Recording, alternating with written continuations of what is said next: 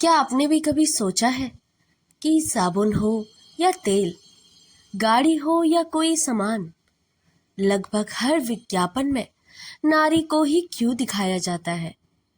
आखिर क्यों नारी को एक वस्तु की तरह प्रस्तुत किया जाता है? तो इस कहानी में हम देखेंगे कि नारी को ही सबसे ज़्यादा क्यों इस्तेमाल किया जाता है।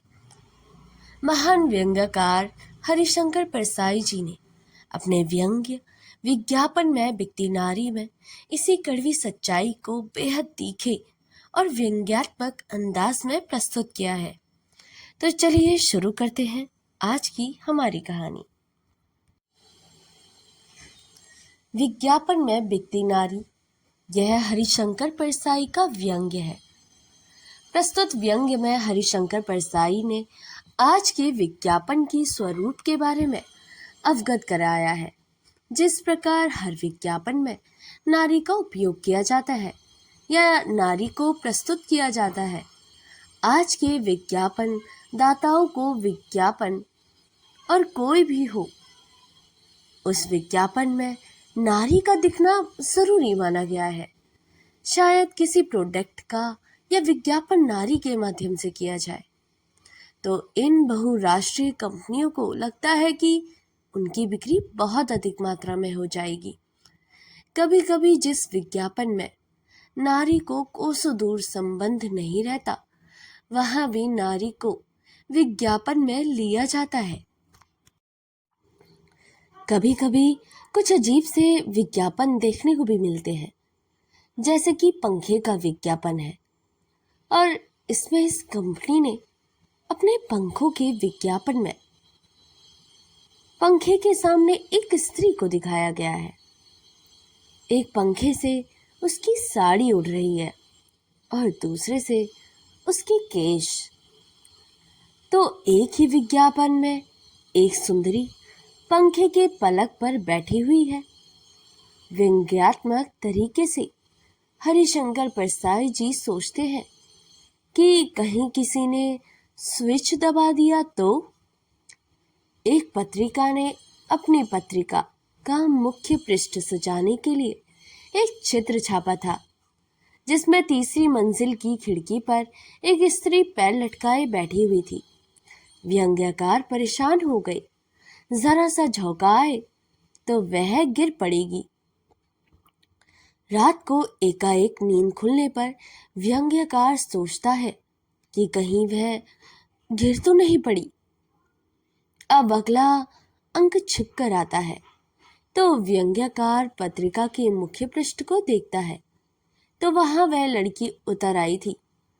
पंखे वाला विज्ञापन देखकर व्यंग्यकार सोचते हैं, पंखे के फलक पर बैठी स्त्री को उतारकर उसके घर पहुंचा दूं और उसे बता दूं कि बहन जी इस तरह पंखे पर नहीं बैठा करते, पंखे तो बिक ही जाएंगे, लेकिन तुम इतनी जोखिम क्यों उठा रही हो।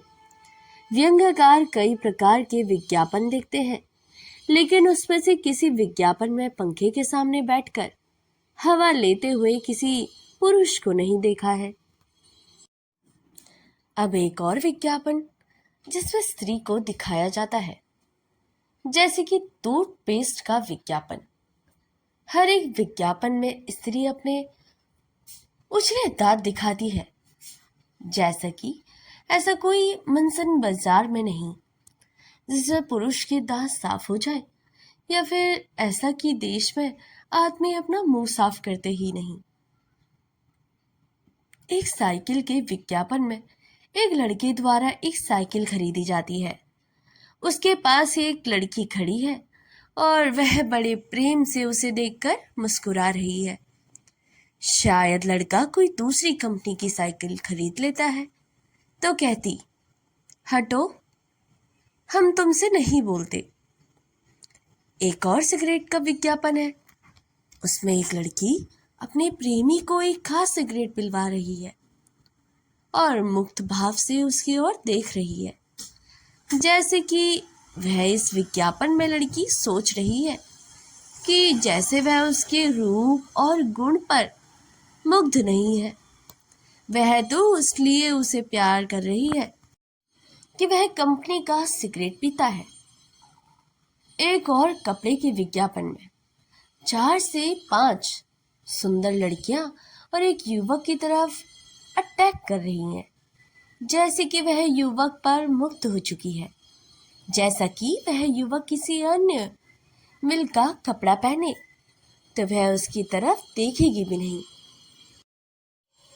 किसी एक ट्रक के टायर के विज्ञापन के लिए भी एक सुंदरी को लिया गया, जैसे कि इस विज्ञापन में एक ट्रक खड़ा है। ट्रक के मुताबिक सरदार जी खड़े हैं, एक टायर रखा है और सुंदरी इशारा करके कह रही है कि वह टायर लगाओ। किसी दूसरे विज्ञापन में नारी ठीक है, लेकिन ट्रक का मामला खतरनाक है, क्योंकि ट्रक अमृतसर से मुंबई गेहूं लेकर जा रहा है। अगर किसी स्त्री के कहने से कोई रद्दी टायर लगवा ले और ट्रक भी जंगल में फंस जाए तो सरदार जी का क्या होगा? इसकी जिम्मेदारी क्या वह स्त्री ले सकती है?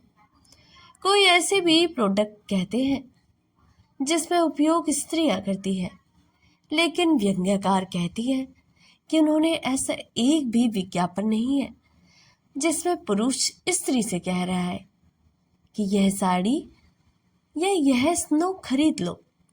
इसका मतलब नहीं है कि विज्ञापन के क्षेत्र में सारी अर्थव्यवस्था पर नारी सौंदर्य से कब्जा कर लिया है। व्यंग्यकार विज्ञापन में बिकती नारी के संबंध में कुछ निष्कर्ष निकालते हैं, जैसे कि वह इस व्यंग्यात्मक तरीके से बताया गया है कि सिर्फ कुरूप स्त्री भरोसे के लायक नहीं है। कोई सुंदर ही स्त्री पुरुष से लिपट तो भ्रम में ना रहे कि वह आपसे प्रेम कर रही है।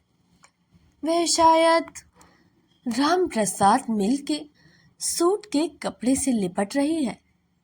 प्रस्तुत व्यंग्य विज्ञापन में व्यक्ति नारी को विज्ञापन के क्षेत्र में अनावश्यक तरीके से महत्व दिया जाता है।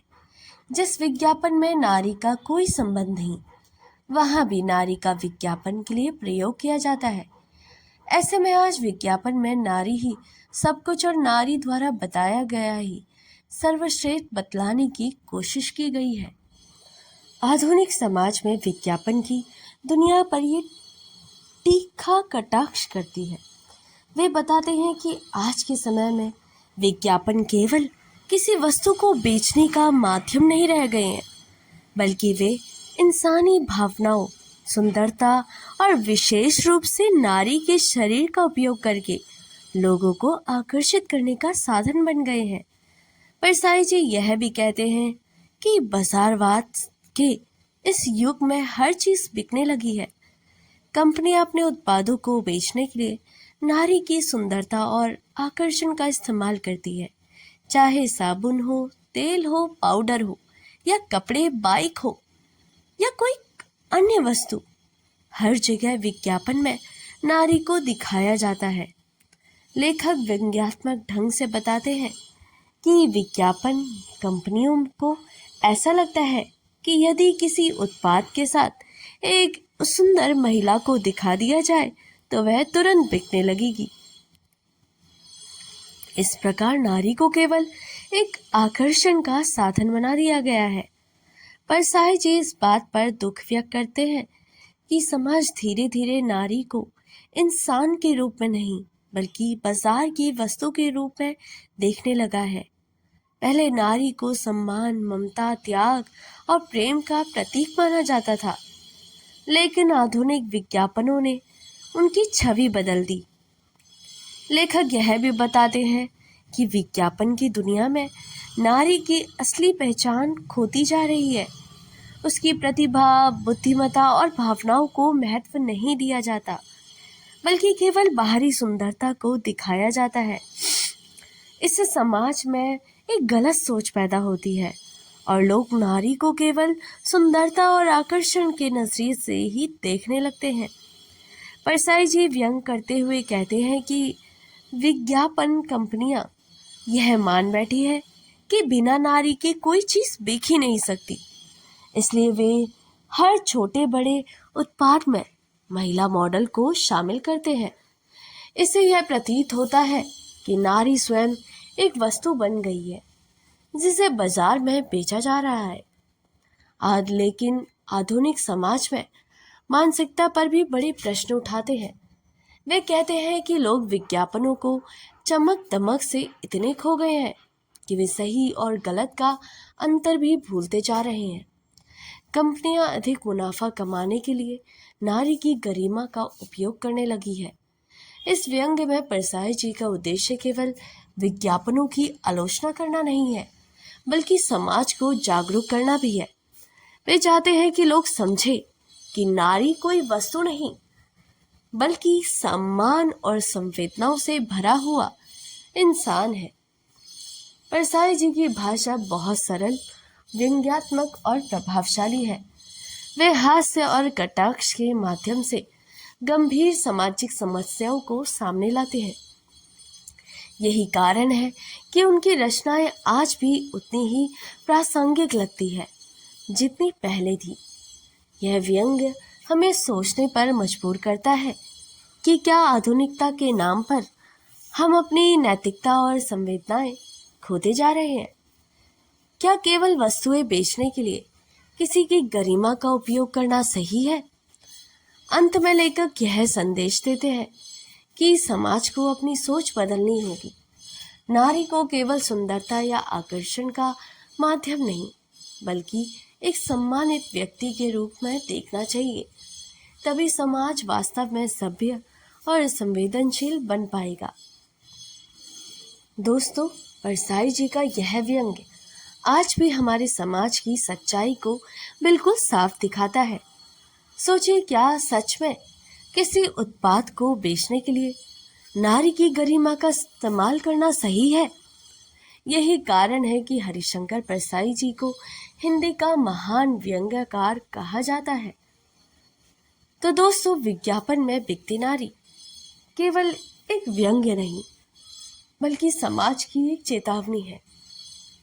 यह हमें याद दिलाता है कि जब इंसान बाजार से ज्यादा प्रभावित होने लगता है, तब संवेदनाएं और समाज पीछे पीछे छूट जाते हैं। हमें नारी को वस्तु नहीं, बल्कि सम्मान की दृष्टि से देखना चाहिए। याद रखिए, जब समाज को नारी के सम्मान की नज़र से देखना छोड़ देता है, तब विज्ञापन उसे सिर्फ एक सम्मान बनाकर बेचने लगते हैं। इसे कड़वे सच को उजागर करती है परसाई जी की यह व्यंग्य। तो दोस्तों, यह था हरिशंकर परसाई का तीखा और सोचने पर मजबूर कर देने वाला व्यंग्य, विज्ञापन में बिकती नारी। यह रचना हमें समाज की उस सच्चाई से रूबरू करवाती है जहाँ इंसानियत से ज्यादा दिखावे को महत्व दिया जाता है। अगर आपको ये कहानी और इसका सारांश पसंद आया हो तो वीडियो को लाइक करें, चैनल को सब्सक्राइब करें और अपने दोस्तों के साथ शेयर करना बिल्कुल ना भूलें। ऐसे ही शानदार हिंदी कहानियाँ, व्यंग्य और सारांश देखने के लिए हमारे चैनल से जुड़े रहिए। अगर आपको ये कहानी और इसका संदेश पसंद आया तो वीडियो को लाइक करना बिल्कुल ना भूलिएगा। मिलते हैं ऐसी ही और शानदार हिंदी कहानियाँ और उसके सारांश के साथ। तो तब तक के लिए नमस्कार, अपना ख्याल रखिएगा।